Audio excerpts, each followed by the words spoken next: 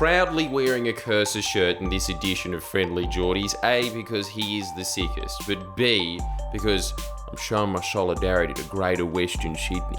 She-Town, bruh, is getting fucked over by, and I know that a lot of people have been complaining that I haven't been saying this enough recently, so 2 for 2, the Liberal government! And I think, honestly, Cursor would be shocked to hear the plans that they have for his beloved Sea-Town that he moved out of as quickly as he could, because let's be honest, it's a shithole. But the point is, under the Liberals, they are making it even more of a shithole.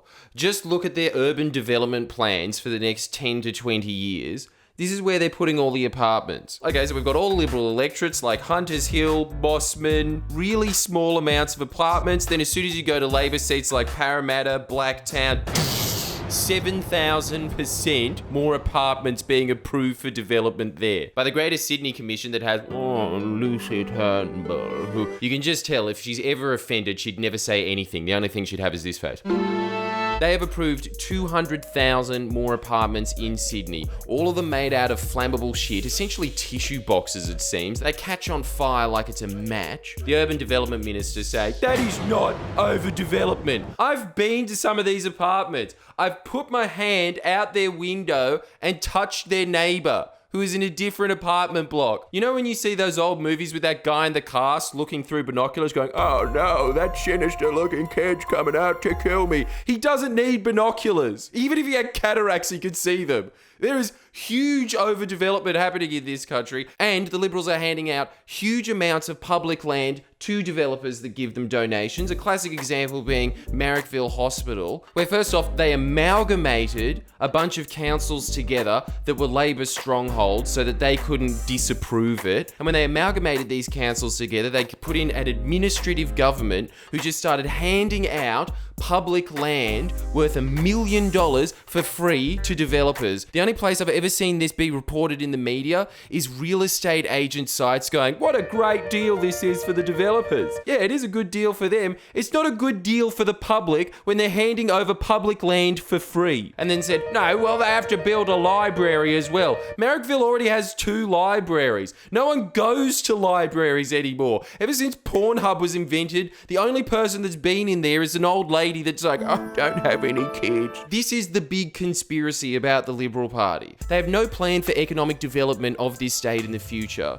Their plan is to just sell off a bunch of land to developers and then get tax from stamp duty. That is not an economy. That is an economic strategy popularly referred to as a house of cards, because they are just propping up a housing market that is already extremely overinflated, that even the big 4 banks now, the banks that have been proven by the Royal Commission to partake in the same activities that caused the global financial crisis, are telling the New South Wales Liberal government that their strategy for economic growth in New South Wales is too risky. This is their plan. They've privatised a bunch of public, profitable industries, and to make up for that, they are just giving away huge amounts of public land to their donors. So on both ends, it is just this huge cash grab. There is no way that that is a sustainable plan for an entire state, especially when Lucy Turnbull's like, well, we need it because Sydney is growing at such a fast pace. Yeah.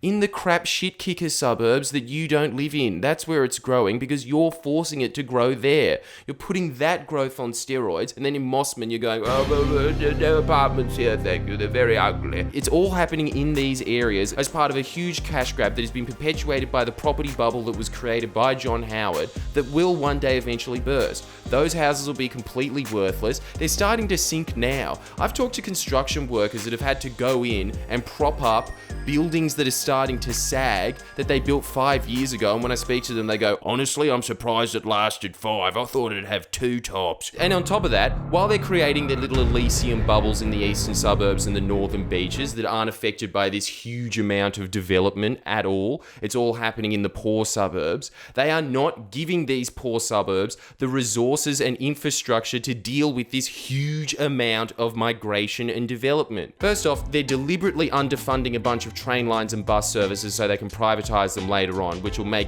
poor people have to pay more to catch public transport, to the point that it's cheaper to drive a car onto a tollway that they have given to their donors, where they charge them up to $200 a week for the privilege of being caught in traffic. That is the whole plan, is to put a huge population there that cannot afford to live in the rich parts of the suburbs and sap them for every loose penny they have. So no matter what happens, when they buy their crap gingerbread house, or on privatized train lines, or on the tollway, no matter what they do, as soon as they open their eyes, essentially, a Liberal Party donor is sitting there being like, that'll be $4.50, thanks. So you can vote for the movie Elysium, or you can vote for the man who is going to sack the Greater Sydney Commission as soon as he gains office, and sack the SCG board. Both of them filled to the brim with all these Liberal Party heavyweights, where they're able to take $2.2 billion away from the taxpayer. So while they're creating these ghettos in the West, where they're not giving them the proper transportation that they need, they're not giving them the hospitals and the schools that they will need for this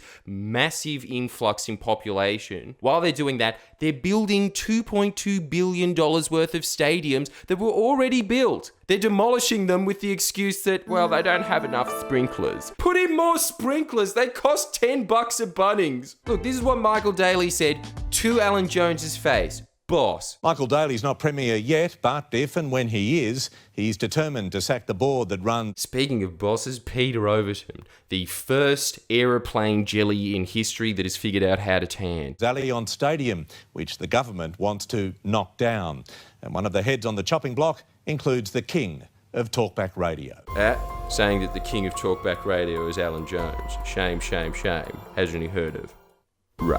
Sorry about the SCG Trust Board. Okay. Thanks for your service. Michael Daly had just vowed to sack the man most politicians fear, Alan Jones. Politicians in Canberra should be in the dock. That's all you need to know. He is not afraid to stand up to Liberal Party donors who are destroying this state through overdevelopment. That is one of the biggest problems facing this state, and he said, if I'm getting in, both these boards sacked. Have you poked the bear here?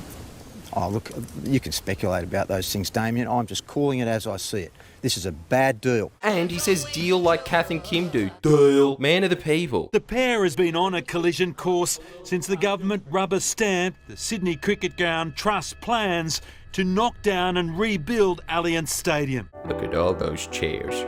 Did anybody ever think about how they feel? This is what they're doing with the stadiums. It is just another example of the Liberal Party bending over backwards to help their developer donors. They are giving them $730 million of taxpayer money to rebuild a stadium that was supposed to last 50 years, that the architect who built it said that it is still one of the architectural envies of the world in terms of how stable it is and how safe it is, and they're just going, the chairs are flammable. Yeah, if you put a bonfire underneath the chair, it is flammable, which... Now that I think about it, there's a lot of Roosters fans there, so that's probably shouldn't have used that as an example. That's probably going to happen one day. But in general, this is an extremely safe stadium that has usually a quarter capacity. You've watched the NRL, right, when they've gone, an absolutely massive turnout, 700 people are here today. This is amazing. Look, there's Tariq from Fat Pizza in the crowd. I mean, it is the sport of the people, but the people ain't watching it. And it's mostly because when you go there, it's just a bunch of bogans going, $6.50 for a meat pie. Fuck that, I'll watch it on Channel 9. There's only a couple of events in the year where it even comes close to being fully occupied, and that's the key word here, close. And then they've got, well, in the future, with all these people that are getting dumped in the West, we're going to have to double it. But here's the rub. This is the Sydney Cricket Ground Board, which includes Alan Jones, Tony Shepherd, Barry O'Farrell, who pretty much looks like that guy from The Simpsons that they go, oi, Mr. Prime Minister. But he was a former New South Wales Premier from the Liberals. All of them are on the board, and then they just said, give us $730 million. And then Berejiklian and Mike Baird just went, yep, okay. They're giving out billions of dollars to, surprise, surprise, Lend-Lease, while also claiming that they don't have the money for the infrastructure for Sydney's West, that they are overdeveloping to the tune of hundreds of thousands of apartments, saying that there's just not enough houses in Parramatta. That's not true. Vacancy rates are the highest they have been in 13 years in Sydney. It is because property developers build these apartments and they deliberately keep them off the market so they can artificially increase their value and sell them back back at an even more increased price, thus expanding the property bubble even further. That is why this has become an emblematic battle of the entire state, because it is a perfect, visible example of the Liberal Party doing whatever their donors say without any regard to what the experts say. It is purely about whatever Alan Jones thinks. So make sure that you press like, make sure that you share, because this election needs to be won. Please share and comment below. Comment.